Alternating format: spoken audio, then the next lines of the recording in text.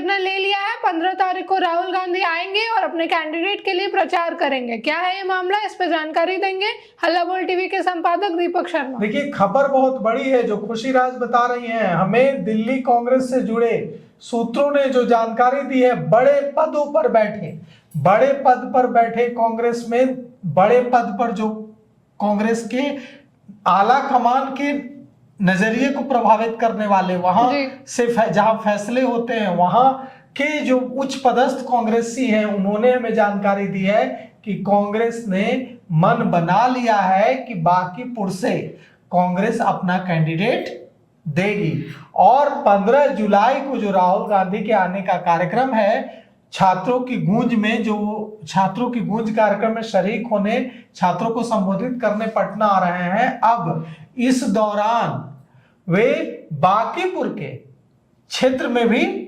जाएंगे और बांकीपुर में प्रचार भी करेंगे अपने कैंडिडेट के लिए।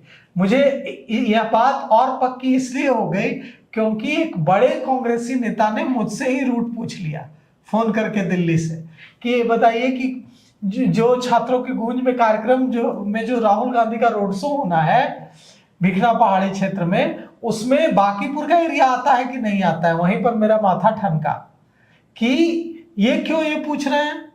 फिर मैंने और कुछ फोन घुमाए, जब पता किया तो पता चला कि कांग्रेस पार्टी ने मन बना लिया है कि बांकीपुर में हम प्रत्याशी उतारेंगे।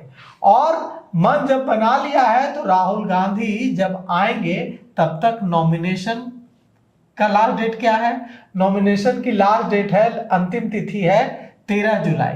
मतलब 13 जुलाई तक कांग्रेस का कैंडिडेट नामांकन कर चुका होगा। अब ये कैसे होगा कि राहुल गांधी आए और अपने कैंडिडेट के लिए प्रचार किए बिना वापस चले जाएं?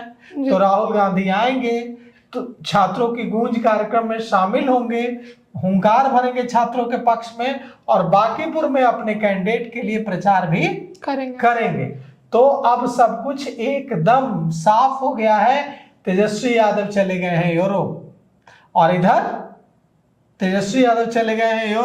और इधर कांग्रेस तेजस्वी यादव की जगह लेने की पूरी तैयारी कर रही है।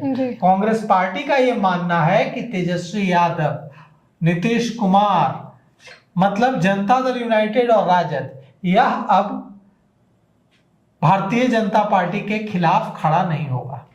अब यहां कांग्रेस और भारतीय जनता पार्टी के बीच आमने सामने की लड़ाई की स्थिति बन सकती है।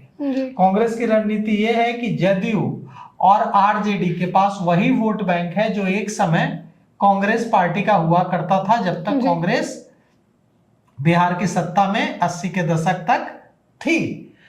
अब कांग्रेस वही जनाधार पाना चाहती है। कांग्रेस को उम्मीद है कि नीतीश कुमार के बाद जनता दल यूनाइटेड में मारामारी मच जाएगी, हम बड़ा की लड़ाई मच जाएगी और जनता दल यूनाइटेड बिखर जाएगा। कांग्रेस को उम्मीद है कि जिस तरह से तेजस्वी यादव नहीं संभाल पा रहे हैं राजद से बिहार के लोगों का मोह भंग हो जाएगा, तो बच जाएगी कांग्रेस। लेकिन अब यहाँ पर एक बड़ी बात है कि 2029 में क्या होगा और 2030 में क्या होगा, इसकी तो अभी बहुत दूर की कौड़ी है। लेकिन अभी इस चुनाव में अगर कांग्रेस भी वहां से कैंडिडेट देगी और आरजेडी भी कैंडिडेट देगी, तो लेफ्ट पार्टियां क्या करेंगी? माले क्या करेगा? सीपीआई सीपीएम क्या करेगा? आरजेडी को सपोर्ट करेगा कि कांग्रेस को सपोर्ट करेगा? एक बड़ा सवाल है। अगर माले कांग्रेस को सपोर्ट करता है तो आरजेडी नाराज, आरजेडी को सपोर्ट करता है तो कांग्रेस नाराज। तो लेफ्ट पार्टीज के सामने एक बहुत बड़ा संकट खड़ा हो जाएगा कि किसको सपोर्ट करें। दूसरी तरफ अगर वहां आरजेडी का कैंडिडेट भी रहेगा, कांग्रेस का कैंडिडेट भी रहेगा, प्रशांत किशोर भी रहेंगे, तो भारतीय जनता पार्टी के लिए इससे अच्छा कुछ हो ही नहीं सकता है, क्योंकि भारतीय जनता पार्टी विरोधी मत जो है वो बिखरेंगे। जब भारतीय जनता पार्टी विरोधी मत बिखरेंगे तो उसका नुकसान प्रशांत किशोर को होगा, उसका फायदा किसको होगा? भारतीय जनता पार्टी को होगा। अगर सारी पार्टियां मिलकर के चुनाव लड़ती एकजुट होकर के, तो वहां हराया जा सकता था। लेकिन अगर कांग्रेस भी कैंडिडेट दे देगी, आरजेडी भी कैंडिडेट दे देगी, प्रशांत किशोर भी खड़े हो गए हैं, आज उनकी पार्टी ने ऐलान कर दिया कि वे वहां से प्रत्याशी होंगे, तो ऐसी स्थिति में वहां बहुत ज्यादा बिखराव की स्थिति होगी। अब वहां पर जनता को तय करना है। कई बार क्या होता है, जनता जो है भीड़ के बावजूद किसी एक प्रत्याशी पर मन बना लेती है और उसी के साथ चली जाती है।